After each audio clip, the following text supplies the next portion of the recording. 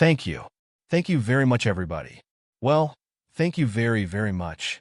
Vice President Vance, Speaker Johnson, Senator Thune, Chief Justice Roberts, Justices of the United States Supreme Court, President Clinton, President Bush, President Obama, President Biden, Vice President Harris, and my fellow citizens. The golden age of America begins right now. From this day forward, our country will flourish and be respected again all over the world. We will be the envy of every nation, and we will not allow ourselves to be taken advantage of any longer. During every single day of the Trump administration, I will very simply put America first. Our sovereignty will be reclaimed. Our safety will be restored. The scales of justice will be rebalanced. The vicious, violent, and unfair weaponization of the Justice Department and our government will end. And our top priority will be to create a nation that is proud, prosperous, and free. America will soon be greater, stronger, and far more exceptional than ever before. I return to the presidency confident and optimistic that we are at the start of a thrilling new era of national success. A tide of change is sweeping the country. Sunlight is pouring over the entire world, and America has the chance to seize this opportunity like never before. But first, we must be honest about the challenges we face. While they are plentiful, they will be annihilated by this great momentum that the world is now witnessing in the United States of America. As we gather today, our government confronts a crisis of trust. For many years, a radical and corrupt establishment has extracted power and wealth from our citizens, while the pillars of our society lay broken and seemingly in complete disrepair. We now have a government that cannot manage even a simple crisis at home, while at the same time stumbling into a continuing catalog of catastrophic events abroad. It fails to protect our magnificent, law-abiding American citizens, but provides sanctuary and protection for dangerous criminals, many from prisons and mental institutions that have illegally entered our country from all over the world. We have a government that has given unlimited funding to the defense of foreign borders, but refuses to defend American borders or, more importantly, its own people. Our country can no longer deliver basic services in times of emergency, as recently shown by the wonderful people of North Carolina, been treated so badly, and other states who are still suffering from a hurricane that took place many months ago, or more recently in Los Angeles, where we are watching fires still tragically burn from weeks ago without even a token of defense. They're raging through the houses and communities, even affecting some of the wealthiest and most powerful individuals in our country, some of whom are sitting here right now. They don't have a home any longer. That's interesting, but we can't let this happen. Everyone is unable to do anything about it. That's going to change. We have a public health system that does not deliver in times of disaster, yet more money is spent on it than any country anywhere in the world. And we have an education system that teaches our children to be ashamed of themselves, in many cases to hate our country despite the love that we try so desperately to provide to them. All of this will change starting today, and it will change very quickly. My recent election has a mandate to completely and totally reverse a horrible betrayal, and all of these many betrayals that have taken place, and to give the people back their faith, their wealth, their democracy, and indeed their freedom. From this moment on, America's decline is over. Our liberties and our nation's glorious destiny will no longer be denied, and we will immediately restore the integrity, competency, and loyalty of America's government. Over the past 8 years, I have been tested and challenged more than any president in our 250-year history, and I've learned a lot along the way. The journey to reclaim our republic has not been an easy one, that I can tell you. Those who wish to stop our cause have tried to take my freedom, and indeed to take my life. Just a few months ago, in a beautiful Pennsylvania field, an assassin's bullet ripped through my ear. But I felt then, and believe even more so now, that my life was saved for a reason. I was saved by God to make America great again. Thank you. Thank you very much. That is why each day under our administration of American patriots, we will be working to meet every crisis with dignity and power and strength. We will move with purpose and speed to bring back hope, prosperity, safety, and peace for citizens of every race, religion, color, and creed. For American citizens, January 20th, 2025 is Liberation Day. It is my hope that our recent presidential election will be remembered as the greatest and most consequential election in the history of our country. As our victory showed, the entire nation is rapidly unifying behind our agenda with dramatic increases in support from virtually every element of our society, young and old, men and women, African Americans, Hispanic Americans, Asian Americans, urban, suburban, rural, and very importantly, we had a powerful win in all 7 swing states, and the popular vote we won by millions of people. To the Black and Hispanic communities, I want to thank you for the tremendous outpouring of love and trust that you have shown me with your vote. We set records, and I will not forget it. I've heard your voices in the campaign, and I look forward to working with you in the years to come. Today is Martin Luther King Day in his honor. This will be a great honor, but in his honor, we will strive together to make his dream a reality. We will make his dream come true. Thank you. Thank you. National unity is now returning to America, and confidence and pride is soaring like never before. In everything we do, my administration will be inspired by a strong pursuit of excellence and unrelenting success. We will not forget our country. We will not forget our Constitution, and we will not forget our God. Can't do that. Today, I will sign a series of historic executive orders. With these actions, we will begin the complete restoration of America and the revolution of common sense. It's all about common sense. First, I will declare a national emergency at our southern border. All illegal entry will immediately be halted, and we will begin the process of returning millions and millions of criminal aliens back to the places from which they came. We will reinstate my Remain in Mexico policy. I will end the practice of catch and release. And I will send troops to the southern border to repel the disastrous invasion of our country. Under the orders I signed today, we will also be designating the cartels as foreign terrorist organizations. And by invoking the Alien Enemies Act of 1798, I will direct our government to use the full and immense power of federal and state law enforcement to eliminate the presence of all foreign gangs and criminal networks bringing devastating crime to U.S. soil, including our cities and inner cities. As Commander-in-Chief, I have no higher responsibility than to defend our country from threats and invasions, and that is exactly what I am going to do. We will do it at a level that nobody has ever seen before. Next, I will direct all members of my cabinet to marshal the vast powers at their disposal to defeat what was record inflation and rapidly bring down costs and prices. The inflation crisis was caused by massive overspending and escalating energy prices, and that is why today I will also declare a national energy emergency. We will drill, baby drill. America will be a manufacturing nation once again, and we have something that no other manufacturing nation will ever have, the largest amount of oil and gas of any country on earth. And we are going to use it, and they use it. We will bring prices down, fill our strategic reserves up again, right to the top, and export American energy all over the world. We will be a rich nation again, and it is that liquid gold under our feet that will help to do it.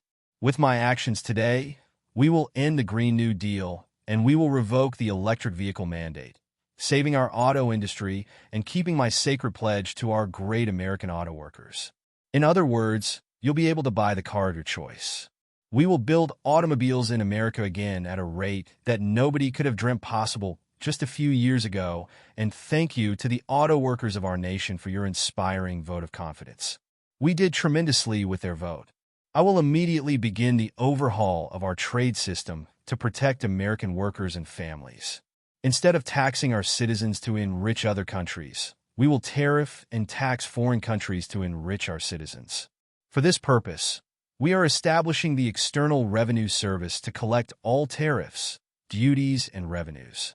It will be massive amounts of money pouring into our treasury coming from foreign sources. The American dream will soon be back and thriving like never before. To restore confidence and effectively is to our federal government. My administration will establish the brand new Department of Government Efficiency. After years and years of illegal and unconstitutional federal efforts to restrict free expression, I will also sign an executive order to immediately stop all government censorship and bring back free speech to America. Never again will the immense power of the state be weaponized to persecute political opponents. Something I know something about. We will not allow that to happen. It will not happen again. Under my leadership, we will restore a fair, equal, and impartial justice under the constitutional rule of law, and we are going to bring law and order back to our cities. This week, I will also end the government policy of trying to socially engineer race and gender into every aspect of public and private life. We will forge a society that is colorblind and merit-based. As of today, it will henceforth be the official policy of the United States government that there are only two genders, male and female. This week, I will reinstate any service members who were unjustly expelled from our military for objecting to the COVID vaccine mandate, with full back pay. And I will sign an order to stop our warriors from being subjected to radical political theories and social experiments while on duty. It's going to end immediately. Our armed forces will be free to focus on their sole mission, defeating America's enemies. Like in 2017, we will again build the strongest military the world has ever seen. We will measure our success not only by the battles we win, but also by the wars that we end, and perhaps most importantly, the wars we never get into. My proudest legacy will be that of a peacemaker and unifier. That's what I want to be, a peacemaker and a unifier. I'm pleased to say that as of yesterday, one day before I assumed office, the hostages in the Middle East are coming back home to their families. Thank you. America will reclaim its rightful place as the greatest, most powerful, most respected nation on earth, inspiring the awe and admiration of the entire world.